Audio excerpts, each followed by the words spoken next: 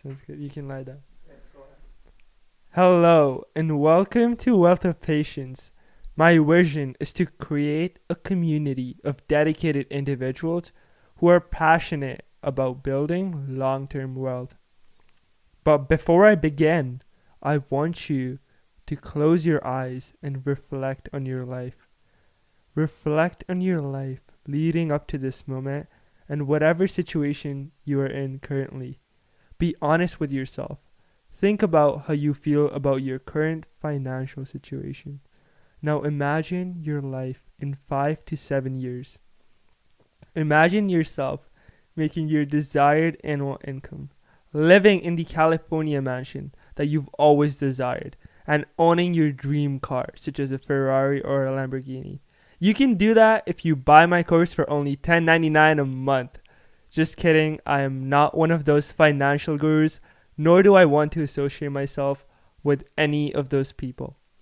So you might be wondering, who am I exactly? My name is Angad, and I am a 19-year-old boy from a small city called Hamilton in Canada. I'm the co-director of Gajral Finance Inc., a financial tutoring company started by my dad, which I will be completely taking over later this summer. I'm also the chief financial officer at my business school, where I manage the finances for 10 to 15 clubs and committees and overlook the student levies for over 3,000 students. And on a personal level, I also manage funds for clients within 4 tax-free savings accounts and a life insurance plan. Enough with the fancy titles and accomplishments. This podcast isn't about me, it's about you. But before, just to give myself credibility, I just wanted to establish that. My story is pretty crazy. I went from starting with an investment amount of $1,500 at the age of 15 to now managing well over $500,000 across my various ventures. So, how did I get here? In one sentence, it's pretty simple. It's cultivating the right mindset and then taking action. Today's podcast is going to be a quick introductory one where I'll be briefly going over my story and a couple of my favorite lessons I've learned over the years that I want you to walk away with. The thought of patience, number 1. Detach your identity from material desires. In a world today which is abundant with social media and people flexing their life on different social media platforms, it is important to realize that chasing a material desire, such as buying a fancy house or buying a fancy car, is a fleeting desire and it may not lead to long-term happiness. It is important for you to realize that although material desires can be a good target, it should not be your end priority. The journey that leads you to get to that desire is what you should be wanting for. A famous quote that is often recited is, "Jealousy is the thief of happiness." Oftentimes, people that can be living the most amazing life with everything that they ever desire for go on social media and can compare themselves to other people's lives. And it can lead you to thinking about, oh, maybe my life would be happier if I achieved that, or my life would be happier if I have that thing. But when you look at those examples, it's often important to think whether you would really want to trade your life with that person. Do you really want to trade your life with an individual just based on what you see through a screen? I really, really want people to detach their identity from material desires. The people that are truly successful, if you think of billionaires such as Mark Zuckerberg, they don't really care about material desires. Elon Musk, for example, too. I mean, people can say they do because they are billionaires, but if you look at their houses or in terms of some of their, for example, Warren Buffett's car, it's like a 1998 Nissan or Toyota, if I'm not mistaken. Elon Musk lives in like a folding house that's really small. Mark Zuckerberg wears plain clothes. So they're not really, a lot of entrepreneurs are not really into the process of buying expensive things for the sake of impressing other people, but rather building empires just for the sake of building empires and the drive that they get from making the money rather than the desire that they have from utilizing the money. So that's thought of patience number 1. Detach your identity from material desires. How do I practice it myself? I really last summer, over 2021 summer, I made sure to detach myself from my phone and left my phone behind in Ontario, and I went to a trip in New Brunswick, which is just east coast of Canada, visiting my dad and visiting the forest and the nature over there. I'll be doing that this summer too as well. So last summer I did not take my phone and I was almost completely off social media. I've been off Instagram now for maybe I think one more than a little bit more than a year, and it's really contributed to my mental health, and it's also really given me perspective and helped me focus on myself. Now with this podcast and all of this, I'm getting a little bit more back into social media, but having that break off definitely helps in just focusing on yourself. Life is a one player game. Only you can determine your happiness, and by looking at other people's vision of happiness or what they have, it can detach from what your idea of happiness may be. So just to end off again, detach your identity from material desires. Thought of patience number 2. Outsource any and all of your tedious tasks so that you can focus your time on things that add value. We learned it in our managerial accounting class over the past semester. Our professor said that there are a limited amount of hours in the day, and it's important for you to prioritize your time in a manner that's constructive for you. So it doesn't have to be, it may be productive, or either it's productive or it's fun. I feel like I've been talking. How long am I going for? 6 minutes. Okay, perfect. No, wait, I can cut this part out. It's all good. Okay. So, since we have a limited amount of time, it is very important to make sure that you're utilizing your time in a manner that is efficient for you. So, what exactly you might be wondering, what exactly does that mean, on God?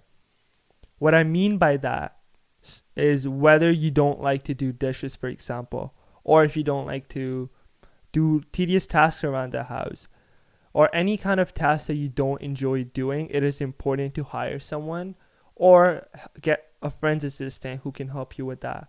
So for example, in my role as a CFO, I really don't like bookkeeping. So we hired a bookkeeper who was able to take care of the bookkeeping portions of it.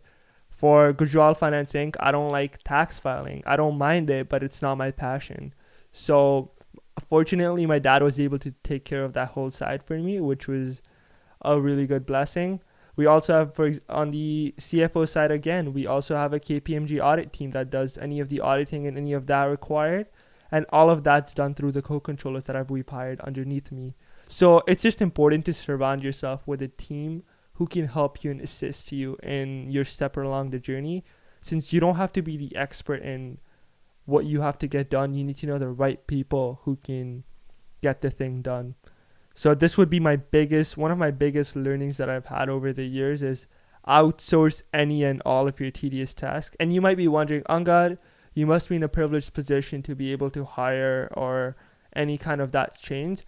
Oftentimes, if you're working in a corporation, you have the ability to hire if you let your boss know or your employer know, and it's important for you to make that step and make the request. But again, it's just important to realize that if you have the ability to outsource any of your tasks, to do that. Most of the entrepreneurs that you know, Steve Jobs was probably not the best coder. Bill Gates is not the best coder out there, but they're visionaries. They have the vision to know what they want in life or what they want to achieve, and they hire the best people around them who are able to do that. And there's a pretty famous joke that people joke about how my dad jokes about this all the time, how straight A students and B plus students end up working for C's and D's, since straight A students have always been told to follow rules. Growing up in school, you've always been told to follow teachers, follow rules, do as you've been told, and do a great job at it. And that often translates into your workplace. So if you can think about it, your marks can turn into your salary, where you're always aiming for, like let's say in school, you're always aiming for the 100 or the 95 or the 99% or the A plus. And then at your job, you're always aiming for like a salary or a promotion and a higher salary. your teachers can turn into your bosses, where instead of your teachers telling you what to do, your boss at your workplace, whether it's a corporation or if it's like a small business, your boss is telling you what exactly he wants to get done, and you have to make sure that you get that done. So it's just important to not be in a position where you need to do that. And it's important to also realize that you have the power to be your own boss and to break away from that cycle, but it's up to you to really take that stride for yourself. In terms of your report cards, people often say, instead of your report cards having your salary, you have like your paycheck slip, which shows your salary, and how the same way how your report cards have your grades on it, your paycheck slip may show your salary on it. So again, it's just important to know that if you really want to be successful, you need to outsource your tasks and get a team around you. And you don't have to be a CEO of a company. Whether you're a manager, whether you're working a normal job, anything where you are, having assistant or having some sort of a team around you that can perform tasks with you or for you benefits a lot. And cultivating a right team comes with great leadership and also comes with great responsibility, and keeping them motivated throughout time so that they know what they're doing. So again, switching back to me for a second, I'll be hiring my co-controllers in the coming months, and what we'll be doing is hiring people who are not the best fit for the job but who have the best attitude. While hiring candidates, I think employers or leaders often look for people who have the best skill, but they may not be motivated, or they may not have the most amount, like the best attitude. It's really important to have employees that have the good attitude and have the desire to be there. You don't want someone who's like a know-it-all, who knows everything but really doesn't want to be there. And yeah, that ends Thought of Patience number 2, which is outsource any and all of your tedious tasks so that you can focus your time on things that add value. Moving on to Thought of Patience number 3. That is, what's the time at? You're at 12 minutes. How much should I talk till 30? You can talk as long as you want. Finish every point. Say whatever you want. Say whatever I want. I just feel like I don't want to like ramble. If you ramble, the whole point is that if you ramble, I'll cut out whatever the ramble is, and Okay, perfect. I'll keep it on track. Just say that sentence again, what you were saying right now. Start like wealth of patience. Point 2. Patience. I was gonna go on 3. On 3, yeah. Okay. Yeah. Thought of patience. Oh, like if you want to note the cut or whatever, anyways. Don't worry, I got it. Okay. Thought of Patience number 3, and that is the trio effect. So this is my own fundamental analogy that I've come with, which is called the trio effect, or the time, money, and energy effect. So what that basically means is all people have time, money, and energy. Young people, we have time and energy, but we don't have money. Middle-aged people have time and money. Money and energy, but don't have time. And old people have money and time, but no energy. The goal in life is to have all three at the same time. So when you're younger, like college students and teenagers, we have all the time in the world. We have a lot of energy. We're hustling all of our time and energy to make that $15 an hour, $16 an hour minimum wage throughout high school and throughout college. As you get older and as you get more experience, more knowledge, more high paying skills, you get busier and busier, and your time starts to go down because you're getting busier, and you start to have a little bit of money. You start buying a house, you start buying a condo, a car, whatever you may want. And then the issue is you have money, you have energy, but you don't have time to spend with either your loved ones or things that you want to do or hobbies that you want to do. And then the issue is when you're older, now it flips again. So now you have your money, you have time, but you don't have energy. So you want to travel the world. You've retired by this point. You have, let's say, $800,000, $900,000 to retire for the next 20, 30 years. You have a lot of time because you're not working anymore, but you're old. You're 70, 65, 70, I think the average age is 65, before the Great Resignation now, which I'll be going into. But the average age of retirement is around 65. So after that point, people really don't have a lot of energy to spend on traveling and things that you want to do. And this is the major issue with the 9 to 5 like office work lifestyle that we have developed as a society and we've become so used to. It's that people want time to themselves and for their loved ones and for their hobbies. People want money that they can enjoy towards activities that they enjoy doing. And they want energy. They want to be young. They want to be healthy. So you want to be young and successful and have a lot of free time.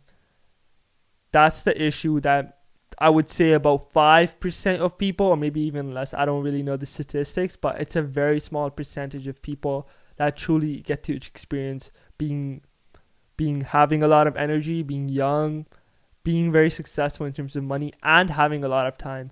A lot of times, if you look at very young, successful people, the issue is they don't have a lot of time, and they can often lead to burnout. Whether you're looking at YouTubers that are on the constant content making grind, or you're looking at hustlers and entrepreneurs that are out there, Gary Vee type, where he's always going. The issue is they might not have time for people who truly matter, or even time for themselves.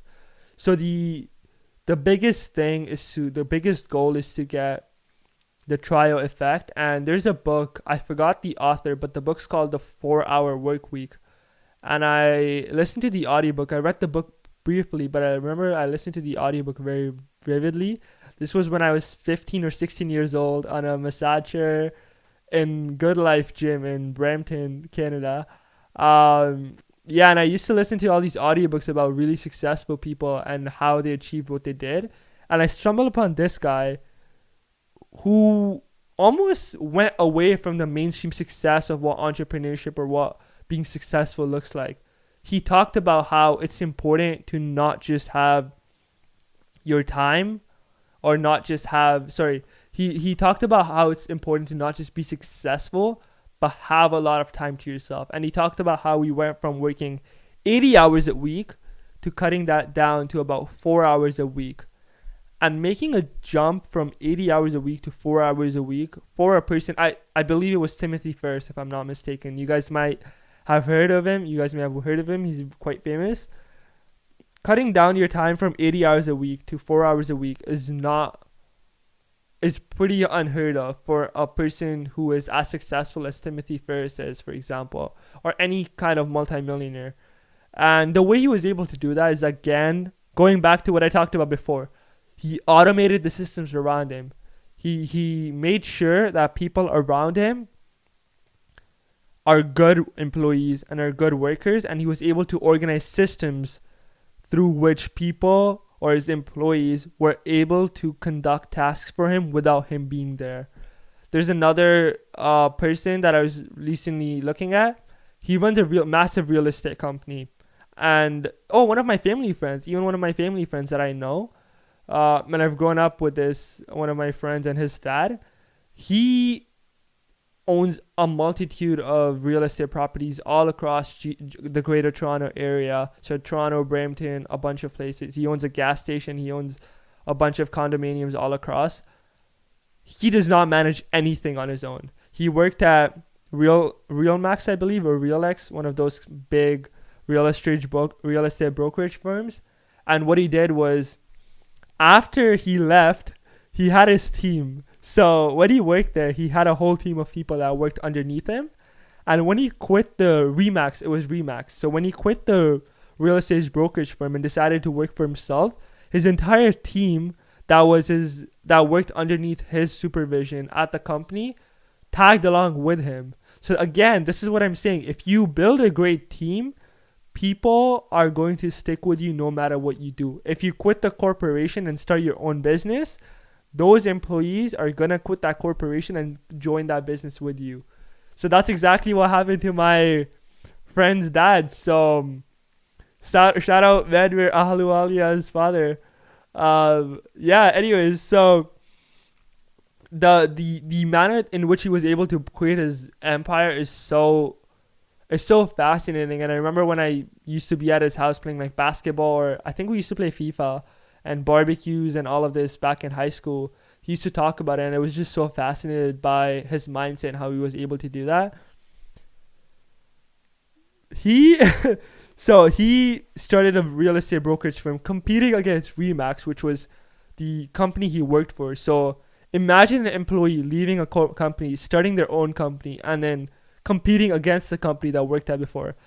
I think that's the ultimate that's the ultimate move that you can do, and I respect him so much for that. And stealing, or not stealing technically, but convincing the employees to leave and then work for you from that corporation.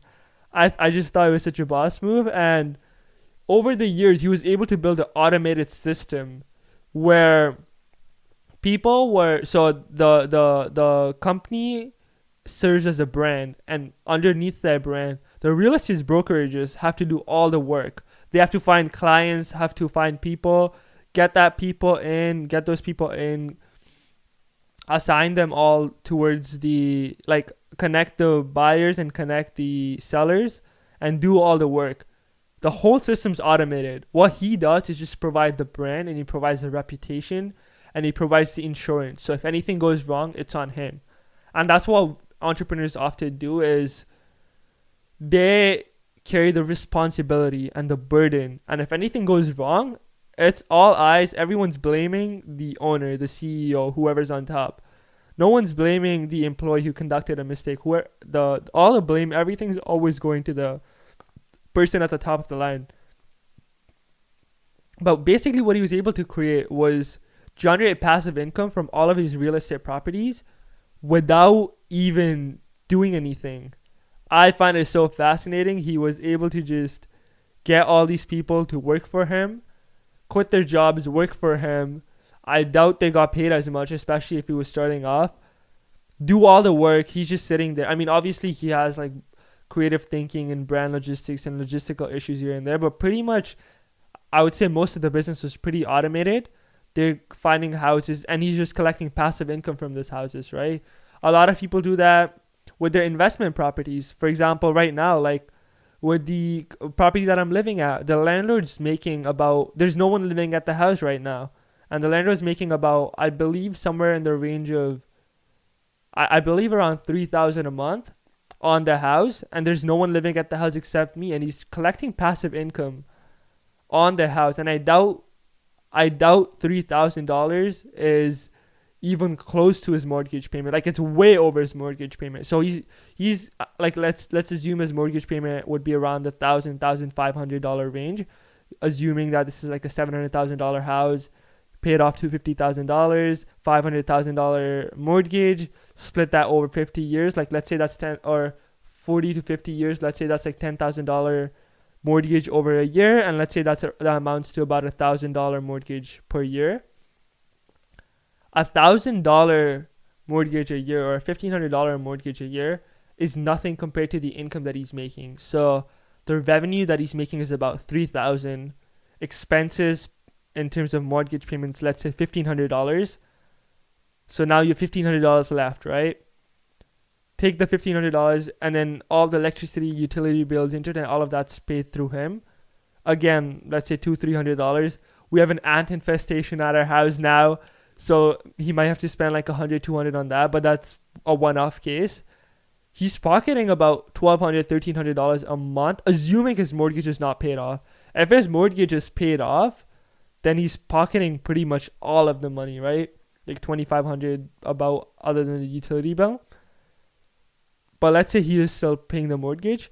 $1,300-$1,400 a month in passive income on doing absolutely nothing and just providing a house and getting rent is one of the most creative and one of the most widely used strategies by investors throughout time. You're just sitting there, people are using your house, and they're paying you to use that space. People do this with storage units that's another concept which I really don't like about how people are using storage units.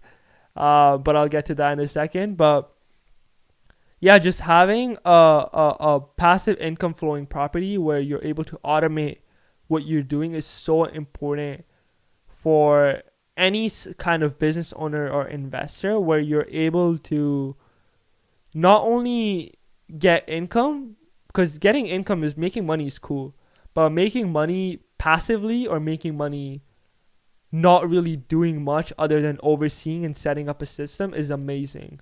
So that's the difference between active and passive income, where active income would be working towards making an income, getting a job, working hours, doing this, doing that, getting a contract job, doing freelance work, any kind of work where you're sacrificing your time to make money. Passive income, on the other hand, is when your systems around you are making money for you. And I'll talk about this, and this would be the real estate, stocks, commodities, cryptocurrency, anything like that where the money is able to rejuvenate and the money is able to work for you. To be truly financially free and to be financially successful, you need to have a passive income strategy. Whether that's businesses, whether that's real estate, whether that's anything. Recently, passive income, some of the most famous passive income strategies that exist right now, YouTube videos, for example. You publish a YouTube video once. I'm so fascinated by YouTube's business model. A creator publishes a video once. That video stays on that platform pretty much forever, unless Google takes off YouTube from Web 2.0, which I don't think would happen. But the video pretty much stays on the platform throughout time, right? And it's fascinating to me because you're earning revenue on that for something that you've done once. So you spent 1 hour, 2 hours on a video, on a good quality video, right? You're going to make money on that for the rest of your life as long as people continue to watch it. Especially for music videos, for example. Music videos are watched throughout time. A music video that's published 7 years, 8 years ago, 6 years ago, it's still being watched to this very day. And that is a very smart investment strategy because you make that video once, spend a lot of money, produce it really good. You're going to break even on that video. So let's say you are making a music video and the budgets, I remember a Why Don't We music video. That's a band, if you guys don't know. There was a Why Don't We music video, and let's say the budget was $100,000, right? $100,000 would, if the CPM for YouTube is about, let's say $1, let's say $1 is very low, but let's say $1, which means you get $1 for every 1,000 views. To make 100,000, if the budget's 100,000, I feel like $1 is too low for the CPM. Let's go for $5 CPM, right? Or let's be bold. Let's go for a $10 CPM. For 100,000, to make $100,000 on a video, if that's your budget, they would need to make about 10 million views to break even on their $100,000. So anything after 10 million views is all profit. If you are catching along what I'm getting onto, is like, if their budget was $100,000, they get 10 million views.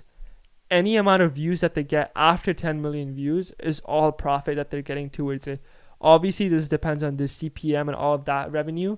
And this doesn't even include their sponsorships and branding and anything else that they're getting from the video itself. So YouTube videos are like the modern day content creator strategy of making passive income. Spotify, for example, where albeit it's low, singers make the song once. For example, Drake might have made a song in 2010, 2011. He's made that song once, published it on Spotify. People are still listening to it today.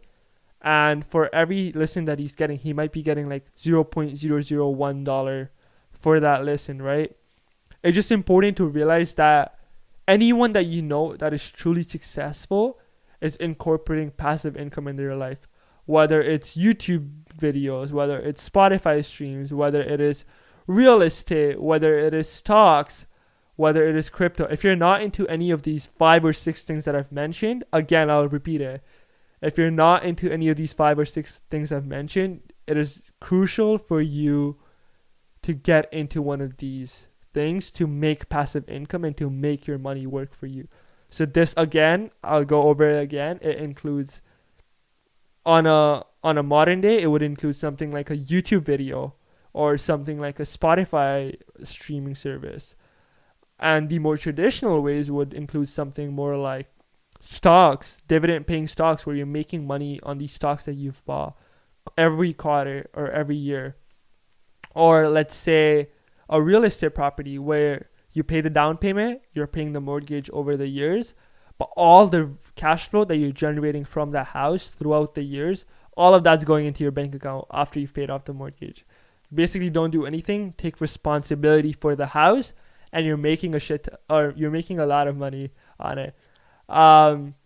So that would be two.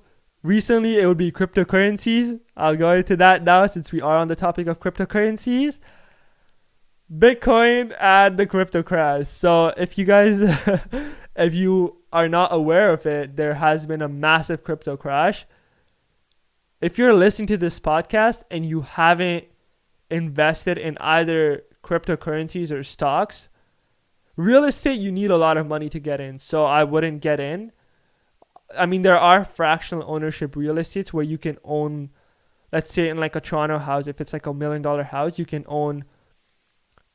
spend like $100 and own 1,000th of that house, for example, right? For $1 million house, if you spend a thousand, like, yeah, if there's 1,000 piece, like $100, you can get 1,000th of $1 million house. That's very new, and real estate fractional ownership is still something that's in the works. Real estate is something that you traditionally need a lot of starting capital for. Something like stocks or cryptocurrencies, if you're listening to this and you've never entered the stock market or the cryptocurrency market, this is your chance. I don't think there ever will be a more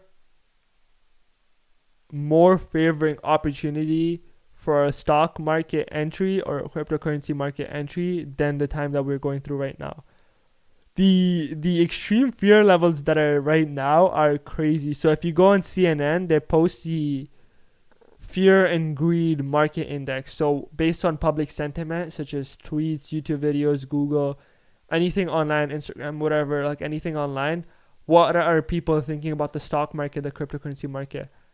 It was at a 14 right now. 0 is the lowest, 100 is the max. 14 means the market is in extreme fear.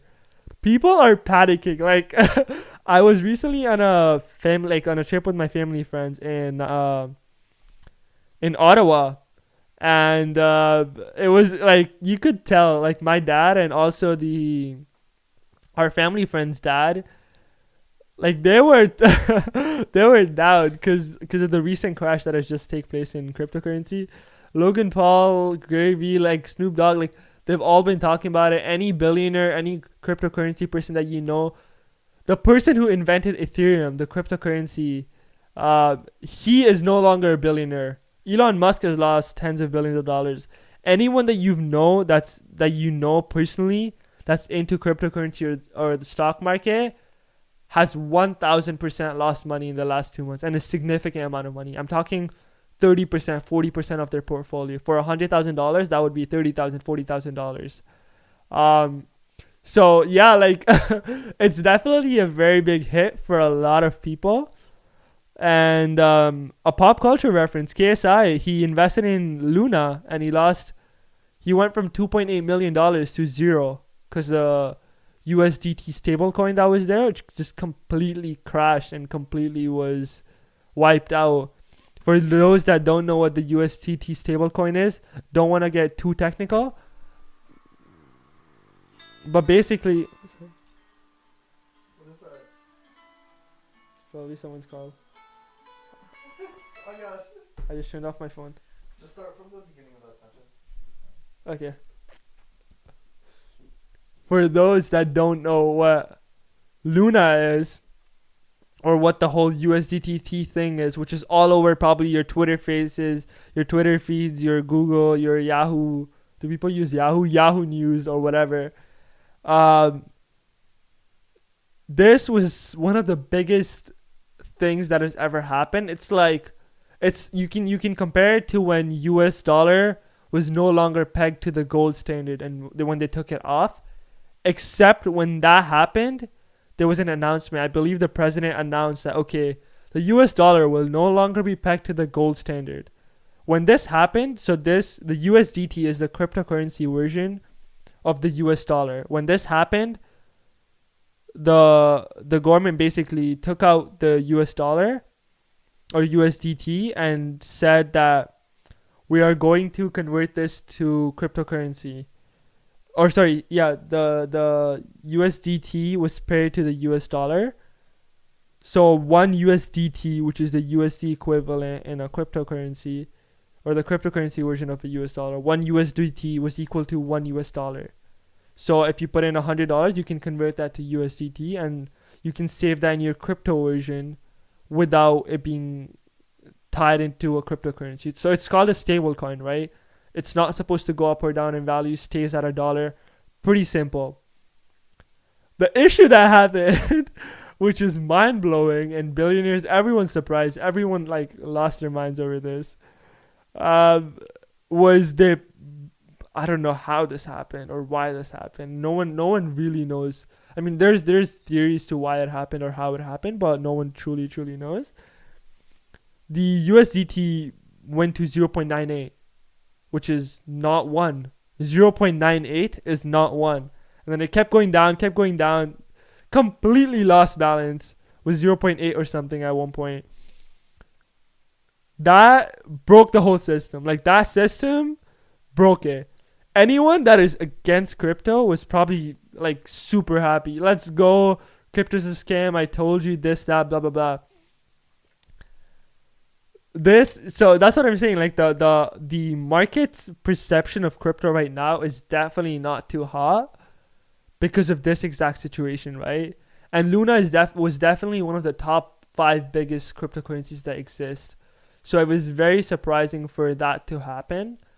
I'm still, like, even to this day, it's been months, I'm still mind blown by the fact that happened. But if you've been into cryptocurrencies and you truly understand the technology behind it, which I'll be going over in future podcasts, that's a whole another episode. If you understand the technology behind cryptocurrencies and the utility that we will have with it in the future, and I'm not talking about NFTs or any of that stuff, but the actual currency and the value behind it and why countries are adopting it as a currency and all of that. Once you truly understand everything that revolves around this technology, you will start to understand why it's so revolutionizing and why this is probably your only shot, I would say. I mean, I don't know how long this bear market would last. It might last for 6 months, a year, who knows, right? But this 6 month, a year period might be one of the last downturn cycles before a very big bull cycle or a very big economic boom for an extended period of time, right? So it's just important to seize this opportunity, or at least be aware of the opportunity that exists in front of our eyes today. And yeah, I'm really grateful for the crypto crash, the stock crash, all of these crashes, because it really shakes out people who are really in it versus people who are in it to make money short term. And what's the name of the podcast? Wealth of Patience. The goal of this podcast is to make money in the long term. You're not going to make money in 5 days, 10 days, 20 days. Drake just lost, I think, $10 million. I mean, he went from 10 million to 30 million and then went back to zero. So he lost $30 million from his peak in one night of gambling. People all around the world lose a lot of money gambling and day trading and all of that. Day trading depends on how you do it, but gambling is a sure shot, luck-based game where the odds are against your favor, right? I am very, very, very strongly against anything where your goal is to make money in the short term, unless the odds are in your favor. I can talk about liquid marketplace in a later episode. Unless you have an insider edge where you know something about the market that you're playing with, 95% of the time, 99% of the time, the bets or the favors in the opposite team's house. So yeah, like, my goal is to build wealth long term. I started learning about stocks when I think the first stock I bought was 11 or 12 years old on my dad's computer on his thing, right? And I've been into I was researching stocks, Bitcoin, all of this stuff since years and years, way before 15 years old. So I started trading with real money at 15 on my mom's brokerage account. Uh, uh, yeah, but I've been researching it, knowing about it, talking to my dad about it, always being interested in it since a really young age. And it's just important to note that building wealth takes time. Rome was not built in a day. If you're trying to make money in the short term, flipping crypto, flipping NFTs, any of that stuff, you are going to lose. One of the biggest one of the most legendary investors that we have of today's age is Warren Buffett. And if you look at his investing strategy, what does he say? Buy when the market's fearful, sell when the market's greedy. The market has never been as fearful as it is right now. In terms of all the flashing signs are going off right now. Warren Buffett's also been holding on to cash for a while because he knew this day was going to come and he was prepared for this opportunity to strike. My parents, so my mom, my dad not as much, but my mom's side, she has been holding cash quite a bit because, which again, there's pros and cons to it, right? We missed out on some of the 2020 and 2021 gains, but this opportunity that we had, the crash that had just happened, did not affect my mom's portfolio or stock portfolio at all. Our crypto portfolio definitely, but stock portfolio did not take as much as a hit. It definitely did because we had crypto ETFs through it, but not as big. The goal is to buy and hold for the long term. So if there's something that you truly believe in, I made a promise to myself that I truly believe in Bitcoin and Ethereum as a cryptocurrency. And I made a promise to myself. I promised to hold Bitcoin and ETH until the end of my university year, which is at least 2024. And I wrote this down on my notes section, and I'm 1000% gonna stick to it. This might be the biggest crash we've been through in a while.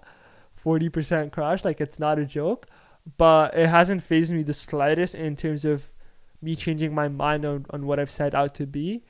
And here's the thing too, in general too, with investing in crypto, stocks, anything, if you truly believe in an asset that you're holding, or if you truly believe in what you're buying, then you shouldn't be selling it unless there's a reason for you to sell it, which is unless there's a dramatic change in company plans, for example, right? And you're like, okay, I thought the company was going to do this and the company did this. Or let's say the CEO leaves the board or the board changes. Let's say Twitter, Elon Musk takes over and you're like, I don't agree with Elon Musk's leadership strategy.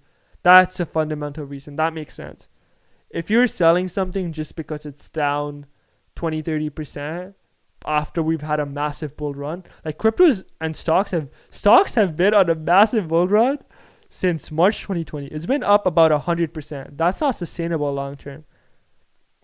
If that's your excuse to sell your crypto or sell your stocks, just because my stuff is down 30-40%, then you're not really an investor. You're an emotional trader, or you might be a swing trader. You're trading off your emotions. If you want to be successful in these markets or investing or business, it is extremely, extremely important to be accountable for your logical side of your thinking and be rational about what you're taking into account. This period that we're going through right now would mark a historical time period in our lives. You're at 45 minutes. Actually? Yeah. Wait, really? Yeah. This is so natural. I should stop. I'll stop. Okay. But yeah, if anything, if the main things that I would want you to take away, especially from the last little segment that I've done, is, again, if you haven't been investing into crypto or stocks, start listening to podcasts, start watching content on YouTube, TikTok, Instagram, Twitter, whatever social media platform that you use. If you know people in your circle, talk to them about it that actually know about the industry. I mean, at the end of the day, do your own research, but really understand the opportunity that you have in your lifetime today. When everybody's panicking and selling their stuff and going the other way, this is your chance to get into the market. Even real estate market's down right now. So if you have cash, or if you've ever been thinking about investing, this is your golden opportunity. Thanks for listening. My name is Angad, and this is Wealth of Patience.